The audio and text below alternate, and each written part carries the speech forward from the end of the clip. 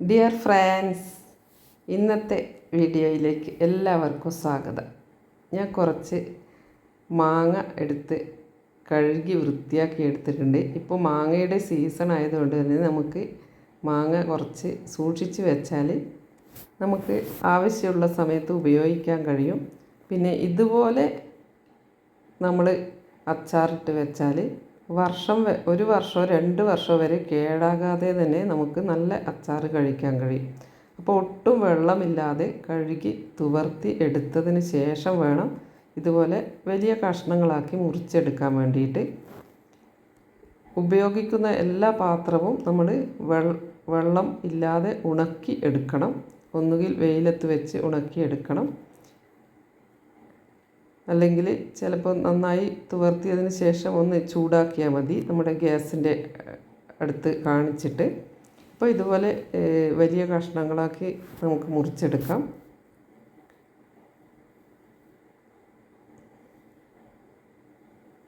ഇപ്പോൾ എല്ലാം കഷ്ണങ്ങളാക്കി മുറിച്ച് കഴിഞ്ഞിട്ടുണ്ട്.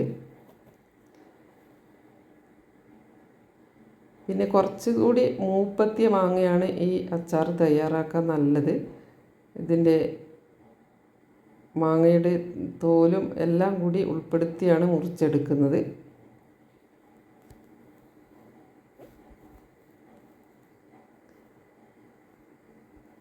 ഞാനൊരു 4 മാങ്ങയാണ് എടുത്തിരുന്നത്. അത് മുറിച്ച് കഷ്ണങ്ങളാക്കിയിട്ടുണ്ട്, ഇതുപോലെ വലിയ പീസാക്കിയിട്ട്. ഇനി നമുക്കിതൊന്ന് ഒരു 4-5 മണിക്കൂർ വെയിൽ കൊള്ളിക്കാൻ വേണ്ടി ഇടാം. ഈ മാങ്ങയുടെ ഉള്ളിലുള്ള വെള്ളം അല്ലെങ്കിൽ ജലാംശം ഒന്ന് ഉണങ്ങിക്കിട്ടാൻ വേണ്ടിയാണ് നമ്മളിതുപോലെ വെയിൽ കൊള്ളിക്കുന്നത്. അപ്പോൾ ഞാൻ ടെറസിൽ കൊണ്ടുപോയി വെയിലത്ത് ഇടുകയാണ്. നല്ല വെയിലാണ്. അപ്പോൾ ഒരു 4 മണിക്കൂറൊക്കെ കഴിഞ്ഞ് എടുത്ത് നോക്കുമ്പോൾ കാണുന്നില്ലേ, ചെറുതായി ഇത് വാടി വന്നിട്ടുണ്ട്. ഇതിലെ വെള്ളമൊക്കെ വറ്റിക്കഴിഞ്ഞു. ഇനി നമുക്കിതെങ്ങനെ അച്ചാറിടുന്നത് നോക്കാം. ഒരു വ്യത്യസ്തമായ രീതിയിലാണ് നമ്മളിത് അച്ചാർ തയ്യാറാക്കുന്നത്. ഇത് നോർത്ത് ഇന്ത്യൻ സ്റ്റൈൽ എന്ന് പറയാം. അപ്പോൾ ഞാൻ ഒരു സ്പൂണ് ജീരകം എടുത്തിട്ടുണ്ട്. പിന്നെ അതുപോലെ അതേ സ്പൂണിന് തന്നെ കടുക്. ആദ്യം എടുത്തത് പെരുംജീരകമാണ്. പിന്നെ നമ്മൾ കടുക്, പിന്നെ സാധാരണ ജീരകം, അതുപോലെ ഉലുവ ഒക്കെ ഒരു പാത്രത്തിലേക്ക് ഇട്ട് കൊടുക്കാം. പിന്നെ ആവശ്യമനുസരിച്ച് കുറച്ച് വറ്റൽമുളകും കൂടി ചേർത്ത് കൊടുത്തിട്ടുണ്ട്.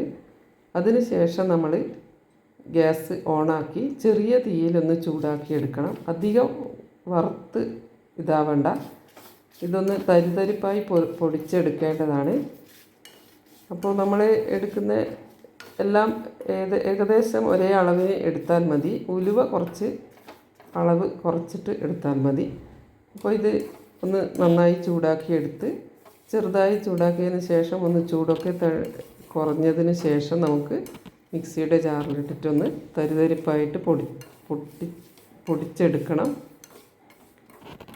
നല്ല സ്മൂത്തായി പൊടിക്കേണ്ട, ചെറുതായി തരിതരിപ്പോട് കൂടിയാണ് പൊടിച്ചെടുക്കേണ്ടത്.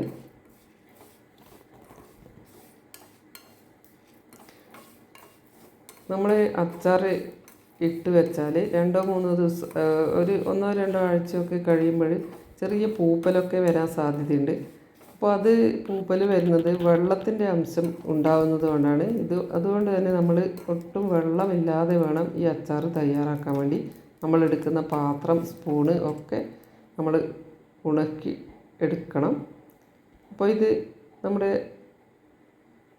റെഡി ആയിട്ടുണ്ട്. ഇത് ചൂടൊക്കെ കുറഞ്ഞു. ഇനി മിക്സിയുടെ ജാറിലിട്ട് നമുക്കിതൊന്ന് പൊടിച്ചെടുത്തിട്ട് വരാം.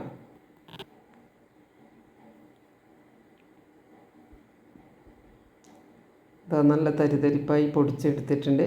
ഇനി നമുക്കിതൊരു പാത്രത്തിലേക്ക് ഇട്ട് കൊടുക്കണം. നമ്മൾ പ്ലാസ്റ്റിക്കിൻ്റെ ഒന്നും പാത്രത്തിലേക്ക് ഇട്ട് കൊടുക്കാൻ പാടില്ല. ഒന്നുകിൽ സ്റ്റീലിൻ്റെ അല്ലെങ്കിൽ നമ്മളെ ഭരണി അതുപോലെയുള്ള പാത്രത്തിൽ ഇട്ട് കൊടുക്കാം. പിന്നീട് ഇത് ഞാൻ നല്ലെണ്ണയാണ് ചൂടാക്കാൻ എടുത്തിട്ടുള്ളത്. 1 കപ്പ് നല്ലെണ്ണ എടുത്തിട്ടുണ്ട്. കടുകെണ്ണ ഉപയോഗിച്ച് തയ്യാറാക്കിയാൽ ഇതിനേക്കാൾ കുറച്ചുകൂടി മാറ്റം ഉണ്ടാവും. ഞാൻ കടുകെണ്ണ അല്ല ഉപയോഗിച്ചിരിക്കുന്നത്, നല്ലെണ്ണയാണ്. പിന്നെ ഈ മിക്സിലേക്ക് നമുക്ക് ഒരു സ്പൂൺ പോലെ തന്നെ കായം ഇട്ട് കൊടുക്കാം. പിന്നെ ബാക്കിയുള്ള മസാലക്കൂട്ടുകൾ, ഒരു 1/4 ടീസ്പൂൺ മഞ്ഞൾപ്പൊടി, അതുപോലെ 1 ടീസ്പൂൺ മുളക് പൊടി, പിന്നെ ഒരു 2 ടീസ്പൂൺ കാശ്മീരി മുളക് പൊടിയും കൂടി ചേർത്ത് കൊടുക്കുന്നുണ്ട്. പിന്നെ ഇതിലേക്ക് ആവശ്യത്തിനുള്ള ഉപ്പ് നമുക്ക് ആദ്യം കുറച്ച് ഉപ്പ് ചേർത്ത് കൊടുക്കാം, പിന്നീട് നോക്കിയിട്ട് കുറച്ചും കൂടി ചേർക്കാം. ഇപ്പോൾ ഞാനൊരു 2 സ്പൂൺ ഉപ്പാണ് ചേർത്ത് കൊടുത്തത്. എന്നിട്ട് ഇതൊന്ന് നന്നായി നമുക്കൊരു സ്പൂണ് വെച്ചൊന്ന് മിക്സ് ചെയ്തെടുക്കാം.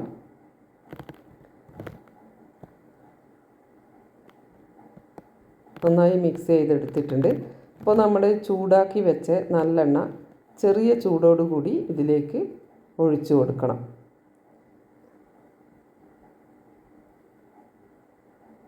നമുക്ക് ചെറിയ ചൂടോടുകൂടി ഇതിലേക്ക് ഒഴിച്ചു കൊടുക്കാം.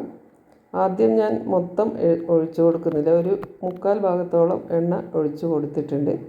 എന്നിട്ട് ഇതൊന്ന് നന്നായി ഒന്ന് മിക്സ് ചെയ്തെടുക്കാം. സ്പൂൺ ഉപയോഗിച്ച് തന്നെ നമുക്ക് മിക്സ് ചെയ്തെടുക്കാം. ഇതിൽ വിനാഗിരിയോ അങ്ങനെ വേറെ ഒന്നും തന്നെ ചേർത്ത് കൊടുക്കുന്നില്ല. ഇനി നമുക്ക് ഉണങ്ങിയ മാങ്ങ ഇതിലേക്ക് ഇട്ട് കൊടുക്കാം.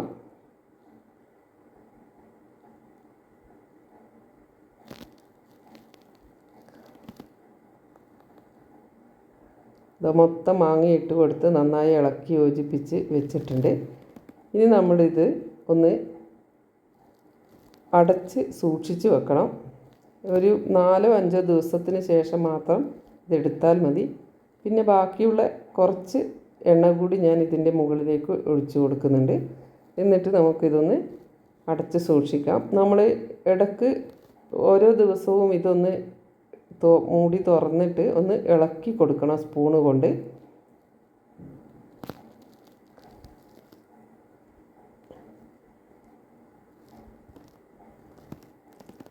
അപ്പോൾ ഞാനിത് അടച്ച് സൂക്ഷിക്കാൻ വേണ്ടി എടുത്ത് വെച്ചിട്ടുണ്ട്. അപ്പോൾ ഓരോ ദിവസം കഴിയുന്നതിനെ നമ്മൾ എടുത്ത് ഇളക്കി സ്പൂൺ കൊണ്ട് ഇളക്കി നോക്കണം. ഇതിപ്പോൾ ഒരു 4 ദിവസം കഴിഞ്ഞ് 5-ാമത്തെ ദിവസമാണ് ഞാനിത് എടുത്തത്. നമ്മുടെ ഇതിൻ്റെ ഓയിലൊക്കെ മുകളിലേക്ക് വന്ന് മാങ്ങയും ഇതിൻ്റെ മസാലക്കൂട്ടുകളും ഒക്കെ സെറ്റായി വന്നിട്ടുണ്ട്. ഇതാ കാണുന്നില്ലേ? ഇനി നമുക്കിതൊരു ഗ്ലാസിൻ്റെ ജാറിലേക്ക് ഇട്ട് കൊടുക്കാം. നമ്മൾ പ്ലാസ്റ്റിക് കുപ്പികളിൽ അച്ചാറോ അങ്ങനെയൊന്നും സൂക്ഷിക്കാൻ പാടില്ല. ഇതൊക്കെ ഗ്ലാസിൻ്റെ കുപ്പികളിൽ മാത്രമേ സൂക്ഷിക്കാവൂ. അപ്പോൾ ഞാൻ അച്ചാറൊക്കെ ഇതിലേക്ക് ഇട്ട് കൊടുത്തിട്ടുണ്ട്. നല്ല ടേസ്റ്റുള്ള അച്ചാറാണ്. ഇപ്പോൾ മാങ്ങയുടെ സീസൺ ആയതുകൊണ്ട് എല്ലാവരും തയ്യാറാക്കി നോക്കണം. കേടുകൂടാതെ ദീർഘനാൾ സൂക്ഷിക്കാൻ വേണ്ടി ഇതുപോലെയുള്ള അച്ചാർ തയ്യാറാക്കിയാൽ മതി. ഇത് ഒരു കഷ്ണം മാത്രം എടുത്താൽ തന്നെ നമുക്ക് ചോറ് കഴിക്കാൻ ധാരാളം ആണ്. അപ്പോൾ വീണ്ടും വീഡിയോയുമായി വരുന്നത് വരെ താങ്ക് യു.